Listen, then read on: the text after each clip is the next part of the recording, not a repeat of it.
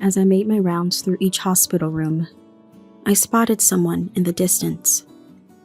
Could it be a family member of the patient who was just rushed in by emergency? I approached slowly and initiated contact. "Is there something troubling you?" The man, who had been looking down, slowly lifted his gaze to meet mine.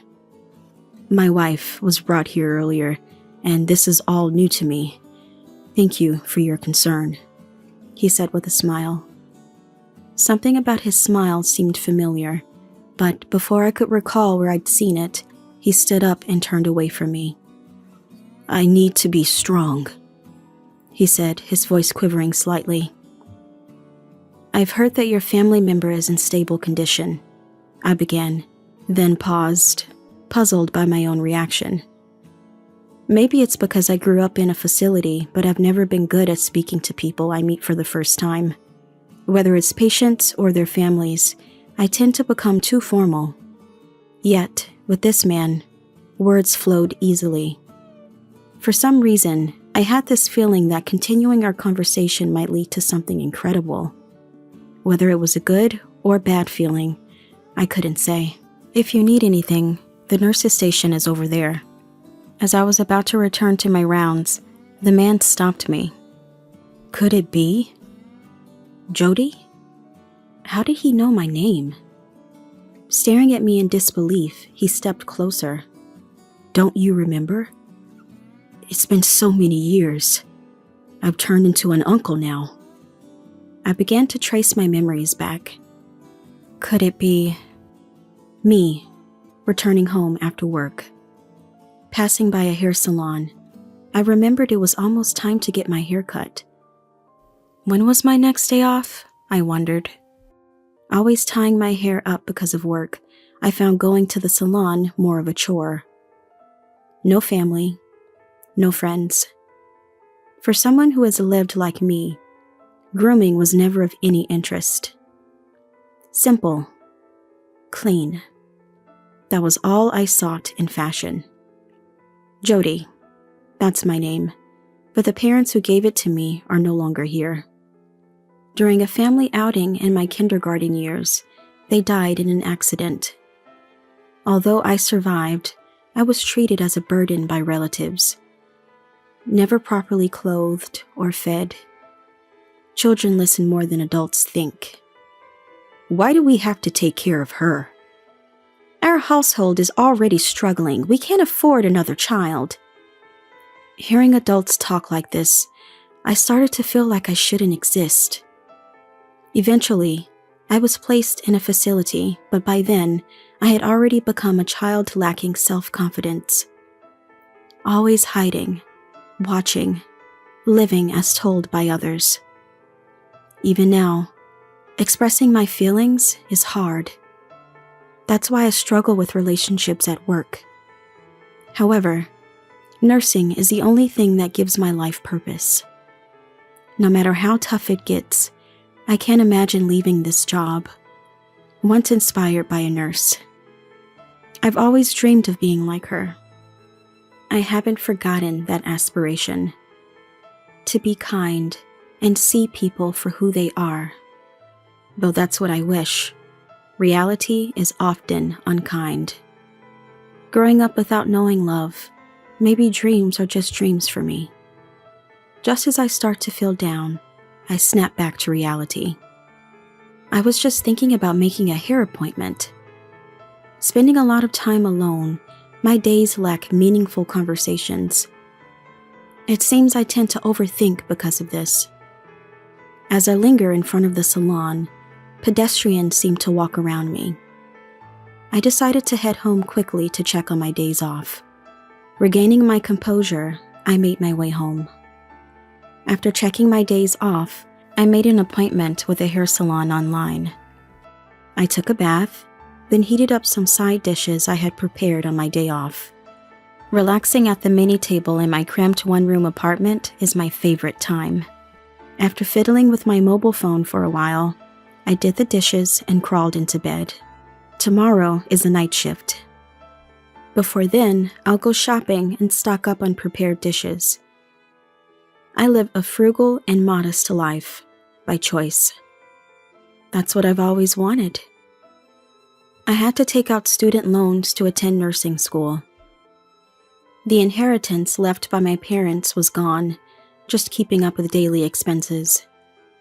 The relatives who considered me a burden and sent me to a facility were certainly not going to pay for my tuition. I didn't want to be indebted to them for anything. I've been repaying my student loan since I started working as a nurse, so I don't have any savings even now. But borrowing money was essential to achieving my dream. I still find fulfillment in my job and have no regrets about that. Plus, I've always been a simple person, so a modest lifestyle suits me just fine. Lost in thought again, I eventually fell asleep. Waking up the next day, I went shopping as planned. I bought discounted groceries at the supermarket, deciding what to make with them. I've been used to this lifestyle since I started living on my own after leaving the facility. There's no need to make anything fancy since I'm not cooking for anyone else. After quickly finishing shopping, I started cooking as soon as I got home. Even though there's some time for a nap during the night shift, I still wanted to rest a bit before that. Once everything was made and cleaned up, it was just past 1 p.m. when I checked the clock. My shift starts at 5 p.m., so considering commute time, I had about 2 hours to spare. After eating some of the dishes I made earlier, I lay down in bed. I played relaxation music from a video site and closed my eyes. This moment was my relaxation time. As I dozed off listening to the music, I dreamt someone was talking to me. Apparently a woman. I could tell she was smiling kindly, but her face was blurry. As a child, I reached out and took the woman's hand. It felt like my heart was slowly warming and melting away. I tried to remember who she was from the depths of my memory, but couldn't identify her. Yet, I wanted to stay in that dream forever. Eventually, the woman's presence faded, and I felt like I was floating on clouds, enveloped in a pleasant atmosphere. This feels good. As I thought that, a distant sound reached me. It was my mobile phone's alarm, bringing me back to reality. Groggily checking the screen, I saw it was 3:30 p.m. Right. I realized I had been napping and noticed my eyes were wet.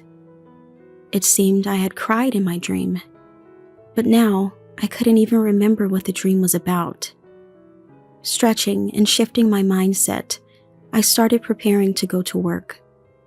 Good evening. I arrived at work and greeted my daytime colleagues. They all greeted me back, but it was all business. After handing over the shift, the daytime colleagues left. Today, we're having a party with people from a trading company. I watched them leave, dressed in their fancy outfits, and then one of my fellow night shift workers approached me. It must be nice. I wish I could have gone too, but it's irrelevant to Jody, right? She threw a blatant sarcasm my way. I responded with a laugh, and she sighed. I've become an outlet for the young nurse's stress. Dismissed on unrelated topics, talked behind my back about my belongings or how I dress. During work, they find reasons to dump their tasks on me. Not resisting, I've become even more of a target for some. Even the head nurse scolded me. Don't let the young ones walk all over you. You need to stand up for yourself. But it's easier for me to just go along with what I'm told, given my personality.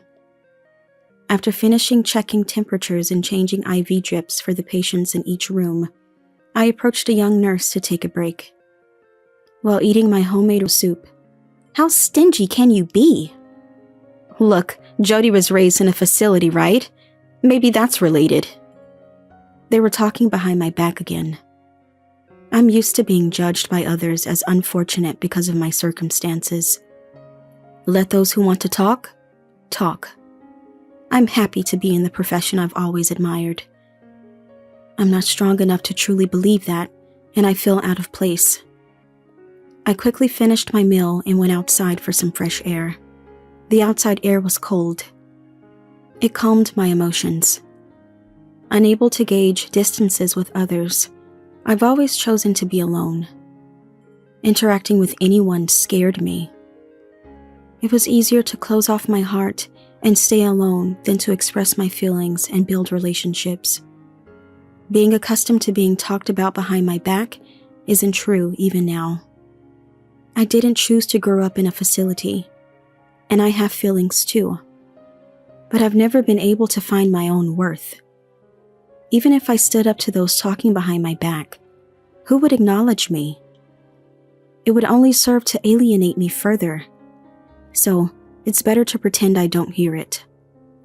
It hurts less to comply with others' demands, ignoring my own will. That's how I've lived since childhood. I wish they'd just leave me alone. Looking up at the night sky, I sighed and decided to return to my duties. When I came back from my break, the nurse's station was bustling.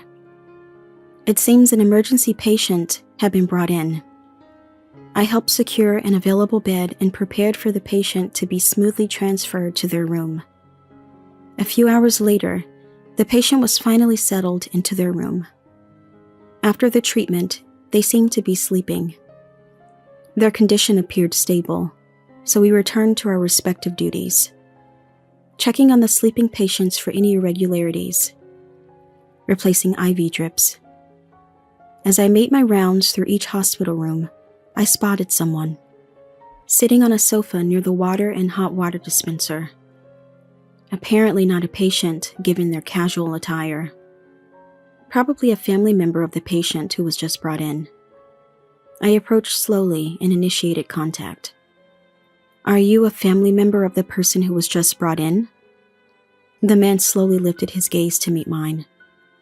"Is there something troubling you?" The man looked down again, muttering a soft, no, before looking up at me and responding with a laugh. "My wife was just brought here, and this is all new to me. I was a bit overwhelmed. Thank you for your concern." He smiled. Something about his smile seemed familiar, but before I could remember, he stood up and turned his back to me. "I need to be strong." His voice trembled slightly. "Your family member is currently sleeping, and I've heard their condition is stable. We are always here to support our patients and their families with compassion." I stopped mid-sentence, struck by a curious thought. I've never been good at speaking with people I'm meeting for the first time. Be it patients or their families, I always end up being too formal. Yet, with this man, words just flowed out of me. When I suddenly got stuck, the man turned back to me and looked into my eyes. I don't know what to say, but please, leave your family members' care to us, and please, don't overdo it. I had this feeling that continuing our conversation might lead to something unbelievable. Whether it was a good or bad feeling, I couldn't tell. I just knew I didn't want to change my current situation. The fear of it made me want to leave this place quickly. If you need anything, the nurse's station is over there." As I was about to return to my rounds, the man stopped me. Could it be Jody? Had he seen my name tag? My name was unexpectedly called out. I turned back towards the man. Could it be Jody? How did he know my name? Seeing me stand there dumbfounded, the man approached. Then he glanced between the pin in my pocket and my face. "Jody, right? This pin. Lenore gave it to you as a present. I remember because I was there when she bought it." His expression brightened instantly. "Huh? Lenore?" The name struck a chord with me. "Don't you remember? How many years has it been? I've become an uncle now." My memory traced back. Lenore. Among the relatives who took care of me, she was the only one who treated me kindly. She was the reason I chose nursing. Could it be? Lenore had a boyfriend at the time, and they often took me out with them. It's Ethan. We used to hang out together, remember? Memories of those times started flooding back. Before I was placed in a facility. In the 3rd grade, I stayed at Lenore's house. Her parents were cold to me, but Lenore was always kind. Her boyfriend, Ethan, would come over to help with my homework. They even took me to an amusement park on a day off. Lenore was training to be a nurse. Ethan was aiming to be a teacher, and I aspired to be like them. Then, there was a day I fell ill with a high fever. Aunt and uncle looked grim. They strictly told me not to pass it to Lenore. In my dazed state, I vaguely remembered. Right, there was an important test coming up. Lenore was preparing for her nursing license exam. It made sense why Aunt and Uncle wanted to keep me away. But as a child suffering through an unfamiliar high fever, I couldn't help feeling resentful about my life. How long had it been? Lying sick, I had no sense of time. Then, I heard the noisy sound of someone running up the stairs. Aunt was shouting something from below, but my ears were too muffled to make it out. Then, Lenore burst into my room, panting. "Jody, are you okay?" She peered at my face with a look close to tears. "Yeah." My head was too fuzzy to articulate properly. I remember being told by Uncle and Aunt not to get close to Lenore. Trying to move a bit away from her, my joints ached. Seeing me struggle in the blanket, she said, "It must be hard." And contrary to my feelings, her hand soothingly stroked my head. It felt incredibly comforting. From outside the door, Aunt called out to Lenore. "Lenore, come out this instant. You know it would be terrible if you caught it with your exam coming up." Lenore sighed, smiled at me, and yelled back as she opened the door. "Mom, I'm trying to become a nurse." Aunt was taken aback by Lenore's unusually loud voice. "I know that," Aunt faltered. "How can I ignore a child suffering right in front of me? What kind of nurse would that make me?" Her forcefulness left Aunt speechless. "I'll take care of my own health. Let me take care of Jody right now." Perhaps realizing she had been too harsh, Lenore spoke to Aunt in her usual gentle tone. "All right, but don't overdo it." With that, Aunt went downstairs. "Sorry for raising my voice when you're feeling unwell." Lenore was back to her usual self. "Lenore, I'm sorry." I felt guilty for causing an argument with Aunt on my account.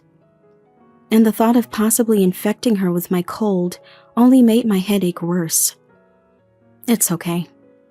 Look, I brought pudding for you," she said, taking out 2 puddings from a plastic bag and smiled. "Let's eat them together." Supported by Lenore, I sat up. The cold pudding was a balm to my feverish body, and I remember it being delicious. Lenore, who took care of me at her own expense, passed her national exam and became the nurse she always wanted to be. After Lenore left home, I was moved to another household, so I lost touch. But the kindness and warmth she showed me stayed with me. That's when I started aspiring to be a nurse. To be a nurse who could sacrifice her own comfort to be close to her patients. With that in my heart, I've come this far. "Jody?" Lost in the revived memories, Ethan's voice brought me back. Sorry. I never thought I'd meet you here." Looking closer, there were indeed traces of the Ethan I remembered. "It's been 30 years, huh?" Ethan's eyes were moist. "When Lenore wakes up, could you let her see your face?" I nodded quietly, and Ethan, reassured, went home to fetch some things for the hospital stay.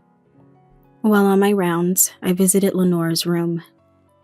She seemed to be sleeping, but it was definitely her, Lenore, my role model. I never imagined we would meet again like this. I wonder how I appeared to her now that she's awake. A mix of hope and anxiety swirled within me. After finishing my night shift, I went home and took a short nap. I had a hair appointment scheduled for the afternoon. I've been keeping the same hairstyle for years, just trimming my grown-out hair, but this time I decided to change it.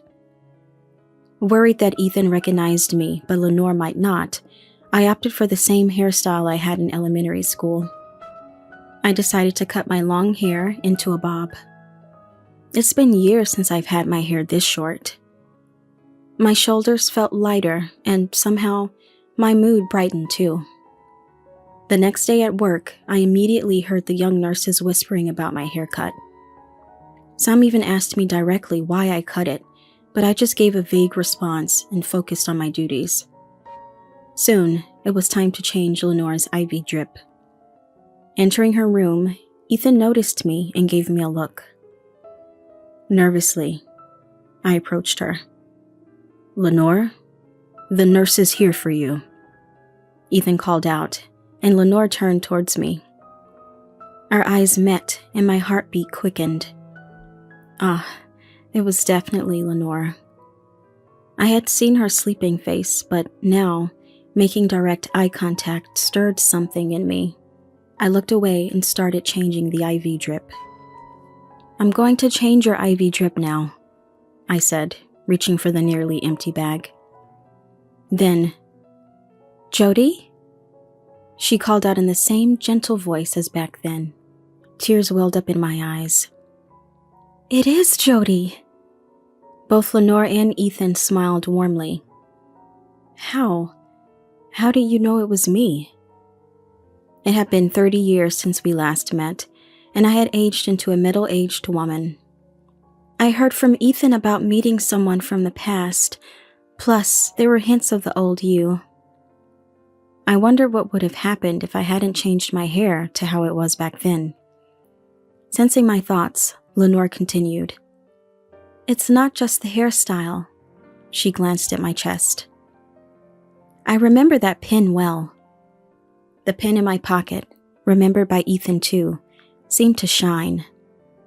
The pin was a cute character-themed one, not really suiting my plain self. It had been the subject of ridicule by my colleagues time and again. "You're so plain. Why is that pin the only cute thing about you? It doesn't suit you." Despite the ridicule from colleagues, I never parted with it. It was a precious gift from Lenore, a reminder of my dream to become a compassionate nurse like her. The ink no longer flowed. Yet, I kept it in my pocket as a sort of lucky charm. "Thank you for treasuring it." And Lenore, supported by Ethan, sat up. "To think you've become such a splendid nurse." Tears welled up in Lenore's eyes, too. "I'm still far from it. I became a nurse admiring you, but I'm nowhere near good enough." Lenore gently took my hand. "That's not true. Do you remember the promise we made?" I nodded. When Lenore left home, we promised each other. I would become a compassionate nurse like her, and she would remain my nursing idol. We vowed to meet again as nurses. Thank you for fulfilling our dream of becoming a nurse. I've worked hard too. Lenore shared her journey since then. After starting her nursing career, she returned home only to find I was gone.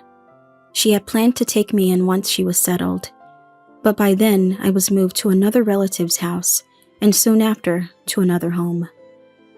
It became difficult to track me down, and she regretted it deeply. "I should have taken you with me when I left." She apologized with a sad look. I squeezed her hand back. She then shared about marrying Ethan. They were childless, but she had risen to the rank of nursing director. I was speechless, only managing to nod. She then pulled out a pin identical to mine from the side table drawer. I've kept it as a lucky charm, too. I always believed we'd meet again. Overwhelmed with joy, I hugged Lenore. Could there have been a moment as heartwarming as this? Ethan gently stroked our backs as we embraced. After finishing Lenore's IV drip change, I returned to the nurse's station where the head nurse scolded me. You know better than to bring personal matters to work, especially not as a senior nurse. The young nurses behind tried to stifle their laughter. Indeed, the head nurse was right upon reflection. Seeing my sincere regret, she didn't pursue it further. If it was such a moving reunion, I won't say more, but be careful going forward. Leaving those words behind, the head nurse returned to her duties. Usually when I get scolded for making a mistake, I'd feel down and sulk, but for some reason, now I felt motivated to keep trying. I believe this positive feeling came from my reunion with Lenore. After finishing my shift that day, I visited Lenore again as a personal visit. When I told her about being scolded by the head nurse, she laughed. I would have scolded you too. Sorry. Lenore apologized. It was only with her that I could laugh about my mishaps. No matter how much time had passed, I realized she was the only person I could depend on like this. A few days later, Lenore was discharged. I, as a nurse, saw her off, but Ethan handed me a small folded piece of paper as he was leaving. The head nurse was watching closely to ensure I didn't mix personal matters with work again, but since Lenore was talking to the head nurse, we left the ward unnoticed. During a break, I opened the paper Ethan had given me, which had Lenore's contact information and address. It was written small.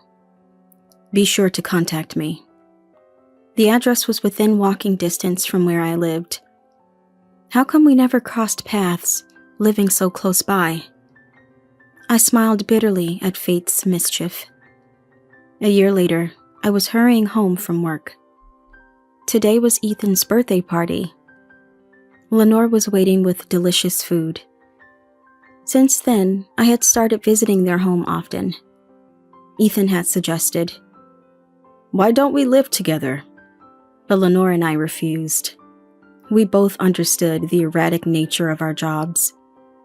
Even I hesitate around you sometimes.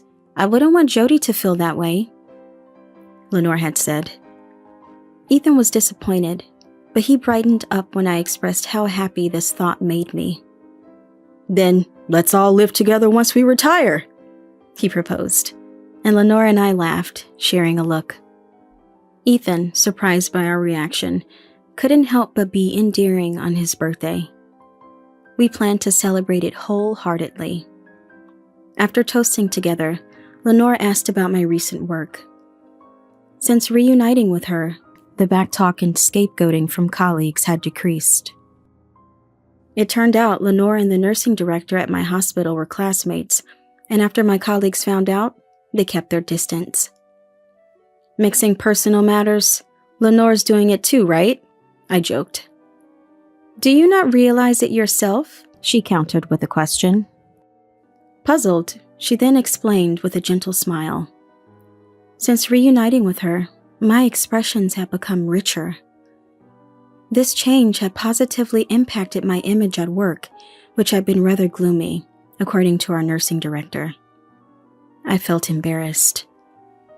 Indeed, since I started visiting them, I had been looking forward to each day, counting down to when I could visit again and finding motivation in work for those days. I never imagined being evaluated in such a manner. And although I had been far from promotion, talks of becoming a supervisor had started. Actually, I had another piece of news I hadn't shared with them yet. After hearing my story, they teased me, which made me blush. Since reuniting with her, a doctor from the same hospital had asked me out. My work and personal life had suddenly brightened, thanks to them. Expressing my gratitude, Lenore said. It's a quality you've always had.